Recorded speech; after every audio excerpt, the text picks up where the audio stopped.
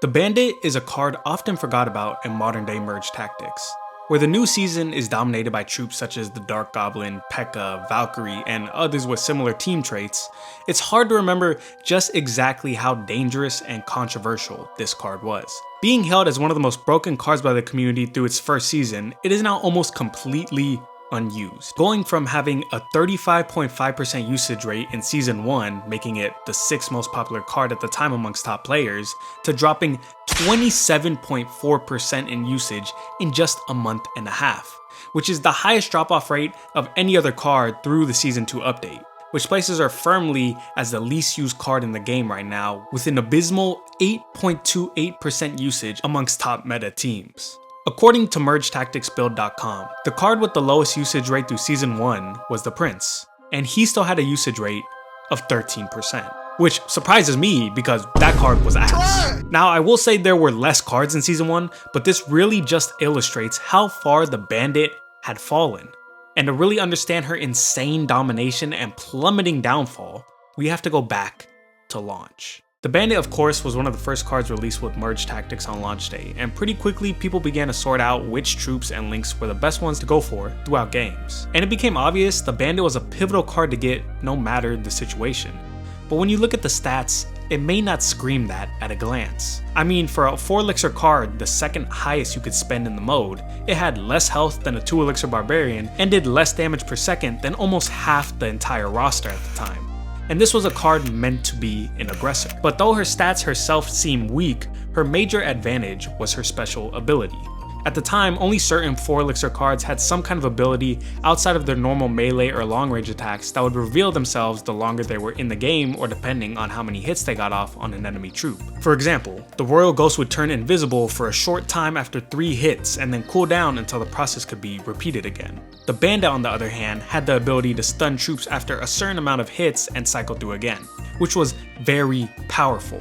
But the only thing is, she wasn't the only troop that could stun enemies. She was actually one of 3, along with the Mega Knight and Goblin Machine. The Mega Knight would jump and pounce, stunning anyone in his smash radius, and the Goblin Machine would throw rockets at multiple targets that would stun troops after a certain amount of hits, more similar to the mechanics of the Bandit. The Bandit herself would also be able to stun enemy troops through her dash attack, putting anyone in her path in a confused daze. The card's abilities were very similar, and when paired side by side, it would be hard to understand why you choose the troop with the lowest HP and second lowest damage per second.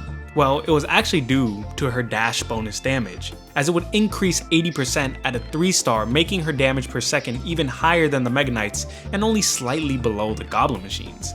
And to pair with this, she could also not be stunned or hit by enemy troops while she was dashing, meaning you only had a small window to actually land hits on her, something the Goblin Machine could not avoid, and the Mega Knight for some reason could still be taken out even mid-jump ability. She was also able to dash around the arena, not being stuck to one troop to stun. Another advantage she had over the Goblin Machine, because he would just target enemies until they die. And Mega Knight, well, Mega Knight is just kind of like the back burner right now. But everything isn't just individual stats. Yes, on paper, she's a great card, but if you didn't build a good team around her, then it wouldn't even matter. Well, it's a good thing she had 2 of the best team links at the time. Being part of Ace, which was the second most used trait behind Juggernaut at 70.4% in Season 1, it was statistically a matchup nightmare to go against, as you literally had 3 other cards all in the top 5 most used troops during said season. The P.E.K.K.A, broken. Mega Knight, broken. Executioner, literally a mini tank. It was an amazing lineup of troops that at the time paired nicely with Blasters and Juggernaut. And on top of this, she had the Avengers trait, which was very popular from opening day all the way until around mid-season, as Avengers was not only a 3-link team giving all troops with the trait a 30% damage increase and the last standing troop double damage, but also since the Valkyrie and Archer Queen were part of Clan, you could get both the Clan and Avengers link maxed out due to the overlap they had, which no other trait could do, since at the time there was no Elixir Loom, so your max team could only be 6 out of 6 troops. And Clan was very powerful, healing 60% of Clan troops' health with all 4 troops, and healing 30% of all non-Clan troops, with a speed bonus for everyone. Imagine that, the Bandit could now have damage per second on par with the Skeleton King, while also increasingly getting faster and healing 30% of her health. Oh, and you can't even get a hit off because she's stunning your entire team. all these reasons created the storm of a monster that was the Bandit. So it was only a matter of time before everything would collapse. The Bandit was actually a card that didn't see much change throughout the game, as both her stats and traits would not really see any nerfs or buffs through its release in late June all the way until the Season 2 update on September 29th, which introduced the Goblin Queen on Update Day and Elixir Loon later that month, along with a plethora of new characters. Now, the addition of 7 new troops minus the Bomber, RIP for real, would of course theoretically drop the usage of every troop on the roster, but it's also common for Supercell to nerf cards that are often heavily used. This is something they've always done, especially in normal Trophy Road. When cards are too high in usage amongst top decks, they will drop the card's stats to balance them out. And it seems they believe that the Bandit was just too strong of a card to have in the new meta, or the inclusion of 3 new cards that also stun in the Electro Wizard, Electro Giant, and Musketeer may have made Supercell have to choose whether to make the new card stun abilities just as good as the Bandits, or the more balanced logical solution, slow the Bandit's ability to stun. Because imagine having 6 troops that could stun almost as quick as the Bandit, and that was not a thought Supercell wanted to have. So in this new season update, the amount of hits the Bandit would need to reach before stunning an enemy went as followed: 5 hits at 1 star, 4 hits at 2 star, 3 hits at 3 star, and 2 hits at 4 star. That is absolutely devastating compared to her previous 3-2-1-1 cycle, meaning that the old Bandit at 2 star would stun at the same amount of hits as a 4-star Bandit now. Insane.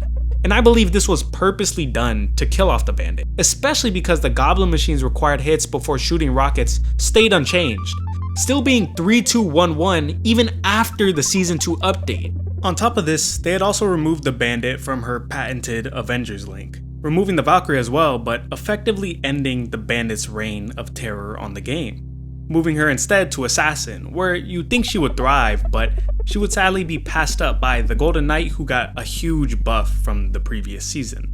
So the Bandit would become an afterthought. The huge amount of hits needed to actually stun troops just made her not a viable option, especially when the Mega Knight and Goblin Machine were still similar to their past season dominance, and the new troops were making a splash. It was clearly a conservative effort by Supercell to push merge tactics on a different path. They did not want the same chaotic time that it was during the first couple of months, and wanted a more easier to learn systematic approach that didn't rely so heavily on just getting clan Avengers and merging as quick as possible, which I understand, but was that the best option? I'm not too sure with how everything is looking with Elixir Loon dominating every game, but just maybe there is enough hope to one day not only bring back the Bandit to her former glory, but the game mode as a whole.